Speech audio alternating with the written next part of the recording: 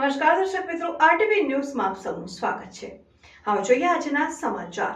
સાઠમા ખાતે અક્ષત કુંભ આવી પહોંચતા નગરજનો દ્વારા ભવ્યાતિ ભવ્ય સ્વાગત કરવામાં આવ્યું।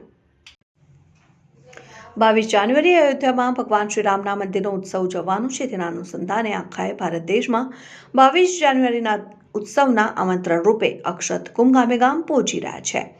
અરવલ્લી જિલ્લાના બાયડ તાલુકાના બાયડ અને સાઠંબા નગર ખાતે અક્ષર કુંભ આવી પહોંચતા નગરજનો દ્વારા ડીજે અને ઢોલ નગારાના તાલે ફૂલોની છોડો વચ્ચે ઉત્સાહભેર ભવ્યાતિ ભવ્ય સ્વાગત કરવામાં આવ્યું। સાઠંબા ગામે અક્ષત કુંભ આવી પહોંચતા સાઠંબા હાઈસ્કૂલ ખાતે સાઠંબા હાઈસ્કૂલના વિદ્યાર્થીઓ તથા ધારાસભ્ય ધવલસિંહ ઝાલા દ્વારા અક્ષત કુંભનું પૂજન કરવામાં આવ્યું।